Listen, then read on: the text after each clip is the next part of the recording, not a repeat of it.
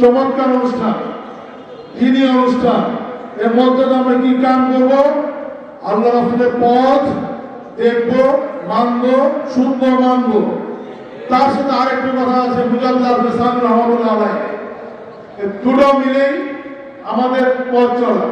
আমি একটু বলতে চাই, আমাদের পীর সাহেব মোহাম্মদ মহিবুল্লাহ রহমতুল্লাহ আলাইহি কিছু আগে ইন্তেকাল করেছে। আমি তার ওনার মাগফিরাত কামনা করছি।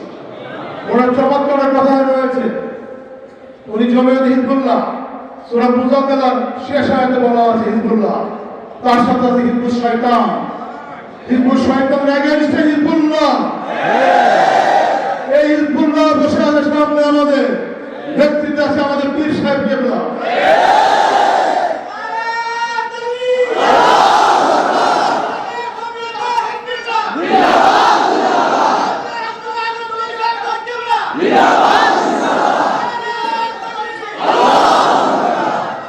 আরেকজন ঐতিহাসিক ব্যক্তিত্ব রয়েছে মুজাদ্দিদ আল হাসান রহমতুল্লাহ আলাইহি।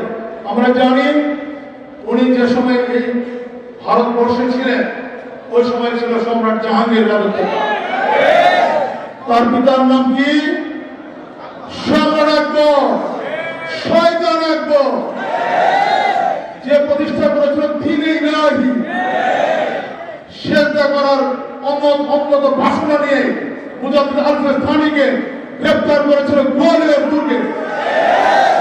সে চেয়েছিল মাথা নিচু করে মুজাদ্দিদ আল হাসানি প্রবেশ করবে তার দরবারে। উনি মুজাদ্দিদ আল হাসানি তা করেননি। করেছিলেন?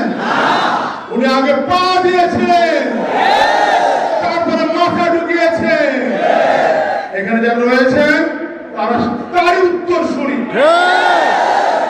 আমরা মনে করি প্রিয় নবী সাল্লাল্লাহু আলাইহি ওয়াসাল্লাম এসে রেখে যাওয়া সুন্নাহ এবং আমাদের সর্বোপরি আল্লাহ তাআলা কালামুল্লাহ, এই দুটো যদি একসাথে ধরে রাখি, দুনিয়ার কল্যাণ, আখিরাতে মুক্তি নিশ্চিত ইনশাআল্লাহ। আমি মনে করি জমিয়ত হিজবুল্লাহ তার নেতা, তার প্রতিষ্ঠিত এই যে খানকাশরে আমি এসেছিলাম কিছুদিন আগে, আগের নামাজ পড়েছিলাম। আমি স্বল্প খরচে বিশ্বস্ত ও উন্নত মানের সার্ভিসে উমরা করতে চাইলে কাজী রাকিবের তত্ত্বাবধানে আপনি যেতে পারেন পবিত্র নগরীতে। দেখেছি অস্বাভাবিক সুন্দর। এই সারসিনা শরীফ সম্পর্কে আমার ধারণা ছিল না আগে। আমি এসে জেনেছি এখান থেকে অনেক বড় বড় আলেম ওলামা বেরিয়ে গিয়েছেন এই জাতি এবং ইসলামের কল্যাণের জন্য। আমরা তাদের রুহের মাগফিরাত কামনা করছি, যারা মারা গিয়েছেন, যারা রাজপথে রয়েছেন, তাদের যেটাকে বলে আমরা কি বলে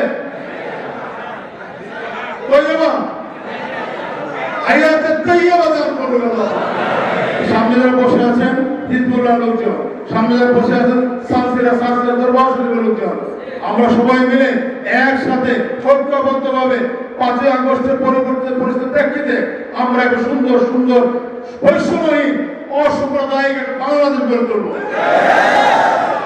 এর মধ্য দিয়ে আমাদের প্রতিষ্ঠিত হবে মহান মুক্তিযুদ্ধ 71, সাথে 24-এ এই 36-এ জুলাই, যার সাথে আমরা ইমাম আমাদের পীর সাহেব কেবলা মহোদয় তার দোয়াতে বলেছেন জুলুম থেকে আমরা রক্ষা চাই। আমরা ব্যক্তি, পরিবার, সমাজ, রাষ্ট্রীয়, আন্তর্জাতিক জুলুম থেকে রক্ষা পাওয়ার একটাই পথ হিজবুল্লাহকে আঁকড়ে ধরা। হিজবুল শয়তানের বিরুদ্ধে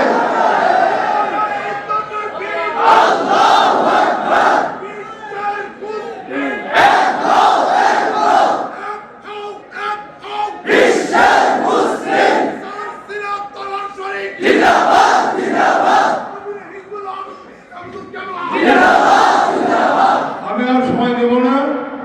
আমি অনেক কথা বলেছি। আমি পীর সাহেব কেবলা মহোদয়ের কাছে ক্ষমা চেয়ে নিচ্ছি, কারণ আমার ব্যক্তিগত একটা ফিলিংস রয়েছে। সবার আগে আমি মুসলমান, আমি ডিআইজি আগে না, আমি সবার আগে মুসলমান।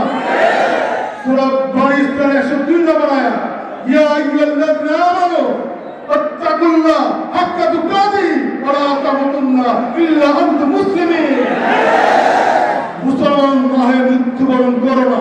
তুমি যাই হও না সেই হও, তুমি যত বড় আলেম হও, যত বড় ডিআইজি হওয়াই নিও, মন্ত্রী মিনিস্টার হও, কিচ্ছু যায় আসে না।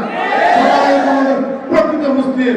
মুসলমান হওয়ার অনন্য একটা ভালো পথ হলো এইখানে এসে তালিম নিব, তানজিম এর মধ্যে আমরা ছড়িয়ে যাব, তার মধ্যে দিয়ে আমরা একটি আমাদের প্রিয় নবী সাল্লাল্লাহু আলাইহি সাল্লামের নেতৃত্বে ইসলামের সার্বিক কল্যাণের জন্য যেভাবে উনি মদিনায় একটা চমৎকার ইসলামিক ব্যবস্থা কায়েম করেছিলেন, অন্য একটা ইসলামিক ব্যবস্থা বাংলাদেশে হোক,